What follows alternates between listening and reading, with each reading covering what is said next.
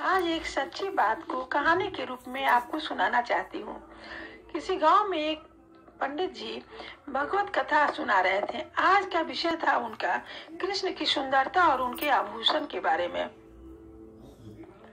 और वो कृष्ण के आभूषण के बारे में खूब व्याख्या कर रहे थे और बहुत प्रेम से सुना रहे थे। बहुत लोग सुन रहे थे। इत्तेफाक से वहीं पे एक चोर गुजर रहा था। वो आभूषण के बारे में सुना तो उसका मन में लालच हो गया। वो बैठ के कहानी सुनने लगा। जैसे कहानी खत्म हुई, पंडित जी को बहुत सारा दक्षिणा मिला था। वो अपना दक्षिणा समेट के गठरी लेके निकले घर की ओर। पीछे पीछे चोर भी गया। मौका देखकर चोर बोलता है कि पंडित जी, तुम कृष्ण का घर के पता बताओ। मैं चोर हूँ, उनका सारा आभूषण मैं लेके आऊंगा। आपने उनके बहुत आभूषण का वर्णन किया है। पंडित जी घबरा गए। सोचे कि ये तो चोर है।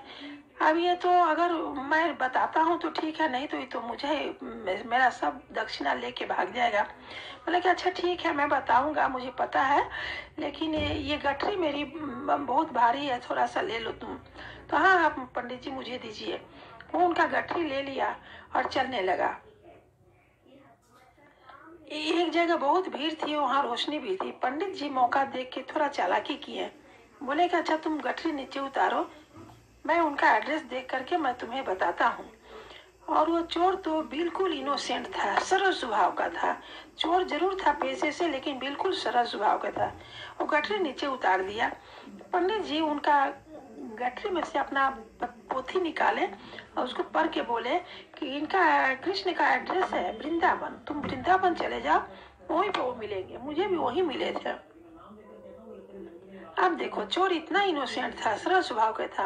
उनकी बातों पर यकीन करके वो गठरी दे दिया और वो वृंदावन की ओर चल दिया। रास्ते में भूखे प्यासे कहीं पानी मिले तो पी लेता था, कहीं भंडारा में, कहीं कुछ मांग के खा लेता था। लेकिन वो कृष्ण के घर की पता लगाते लगाते वृंदावन पहुंचा। रास्ते में कई जगह मंदिर मिले। वो माथा टेकता और सब भगवान का आभूषण को देखता। बोला कि नहीं, इससे भी तो बढ़िया बढ़िया आभूषण है कृष्ण के पास। मैं कृष्ण के घर ही जाऊंगा, उनका ही आभूषण चुरा के लाऊंगा।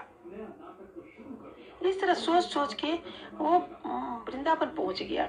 वहां देख एक कृष्ण एक बालक के रूप में गाय चरा रहे थे। ये जाके उनसे पूछता है कि बाबू सुनो, तुम कृष्ण का घर देखे हो? मुझे कृष्ण से मिलना है। तो कान्हा जी बोले कि मैं ही कृष्ण हूँ। नहीं, तुम कृष्ण नहीं हो, कृष्ण की तो बहुत सुंदर है, तुम काले हो। और कृष्ण बहुत आभूषण पहनते हैं, बहुत दामी दामी कीमती कीमती आभूषण कृष्ण पहनते हैं। ऐसा करके बोला। कृष्ण बोले कि अच्छा ठीक है, तुम देखो मैं ही कृष्ण हूँ। और अपना विशाल रूप दिखाए, अपनी छवि दिखाए। अब इसके बाद में तो चोर परेशान हो गया, उनको पकड़ लिया। कस के बोला कि प्रभु आपसे मैंने बहुत खुश हो गया। कृष्ण बोले कि मेरी आभूषण लो। तो नहीं नहीं, मुझे आभूषण नहीं चाहिए। अब देखो उसको कितना चेंज हो गया है। सिर्फ भगवान की को देखकर वो कितना उसके मन में वाइब्रेशन आया, वो चेंज हुआ। बोला कि नहीं, मुझे आपके आभूषण नहीं चाहिए। तो क्या चाहिए? तुम इसी के लिए ना इतना दूर आए हो? तो नहीं नहीं, मुझे आप ही चाहिए, मैं आप ही को चुराऊंगा। मैं चोर हूँ, मेरा पेशा चोरी है। प्रभु बोले ठीक है, तुम कहाँ रखोगे? तो अच्छा सोचता हूँ। ये सोचते सोचते सो गया। सुबह उठा तो बोला कि मैं आपसे बस यही मैं कहूंगा कि आप रोज हमको दर्शन दीजिए। प्रभु बोले ठीक है। प्रभु तो भावना के भूखे होते हैं। बोले ठीक है, मैं रोज तुम्हें दर्शन दूंगा। अब मंद मंद हंस रहे थे। अब देखो चोर भाग के घर जाता है और वो पंडित जी से बोलता है। पंडित जी वही कथा बांच रहे थे। तो पंडित से बोलता है कि आप झूठ बोल रहे हैं, ऐसा हार नहीं पहनते हैं कृष्ण। तो कैसा पहनते हैं? तो मैं आपको दिखाऊंगा। और दूसरे दिन आया, कृष्ण से वो हार मांग के गया और फिर पंडित जी को दिखाया कि ये देखो कृष्ण की हार, ये कृष्ण पहनते हैं। पंडित जी तो बिल्कुल एकदम परेशान हो गए, चोर के चरणों में गिर गए। बोले कि इतने दिन से मैं पढ़ रहा हूँ, कथा कह रहा हूँ, मुझे नहीं मिले कृष्ण, और तुम चोर होते हुए कृष्ण से तुम मिल लिए, कृष्ण तुमको मिल गए। तुम महान हो, मेरे गुरु हो। का कि पंडित जी उनसे बहुत माने रोने लगे, गिड़गिड़ाने लगे।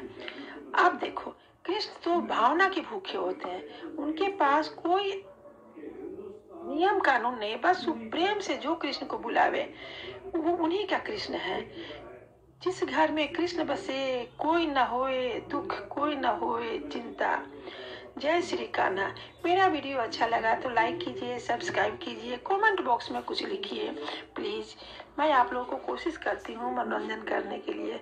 जय श्री कान्हा, जय श्री कान्हा।